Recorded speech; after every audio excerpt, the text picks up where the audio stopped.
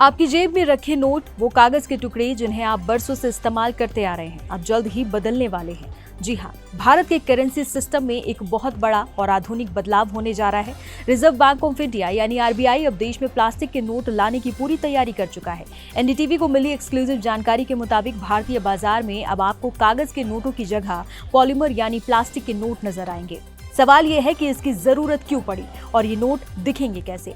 दरअसल कागज के नोट जल्द फट जाते हैं, गंदे हो जाते हैं और पानी में भीगने पर खराब भी हो जाते हैं, लेकिन ये नए प्लास्टिक नोट ना तो आसानी से फटेंगे और ना ही पानी में खराब होंगे। सूत्रों की माने तो आरबीआई बहुत जल्द एक पायलट प्रोजेक्ट शुरू करने जा रहा है, जिसके सफल होने के बाद साल 2027 तक पूरे देश में इन नोटों का इस्तेमाल शुरू हो जाएगा। अब आप सोच रहे होंगे कि क्या सारे नोट एक साथ बदल जाएंगे, तो इसका जवाब है बिल्कुल नहीं। आरबीआई ने इसके लिए एक सोची समझी प्लानिंग की है। शुरुआती दौर में सिर्फ 10 रुपए और 20 रुपए के नोटों को ही प्लास्टिक यानी पॉलीमर में बदला जाएगा।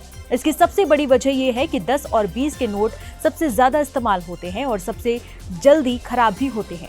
इन नए प्लास्टिक नोटों की सबसे बड़ी खासियत होगी इनके एडवांस सिक्योरिटी फीचर्स। इन नोटों की नकल करना या जाली नोट बनाना नामुमकिन है के बराबर होगा। इनमें ऐसी तकनीक का इस्तेमाल किया जाएगा जिसे कॉपी करना बेहद मुश्किल है।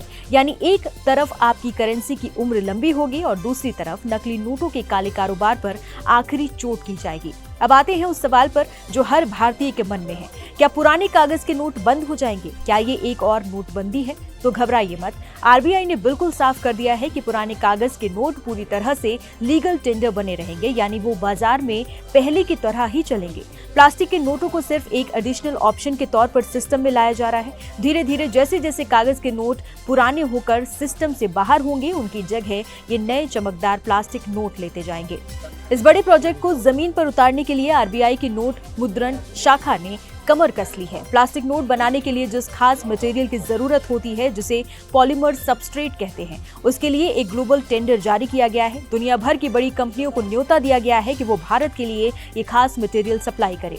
इस टेंडर के लिए बोली लगाने की आखिरी तारीख 18 अगस्त तय की गई है। यानी सरकार और आरबीआई अब और इंतजार करने के बिल्कुल मूड में नहीं है। ऑस्ट्रेलिया, ब्रिटेन और वियतनाम जैसे कई देशों में पहले से ही प्लास्टिक नोट चलते आ रहे हैं। अब भारत भी उस लीग में शामिल होने जा रहा है। तो तैयार हो जाइए, जल्द ही आपके वॉलेट में नोटों का अंदाज और एहसास दोनों बदलने वाला है।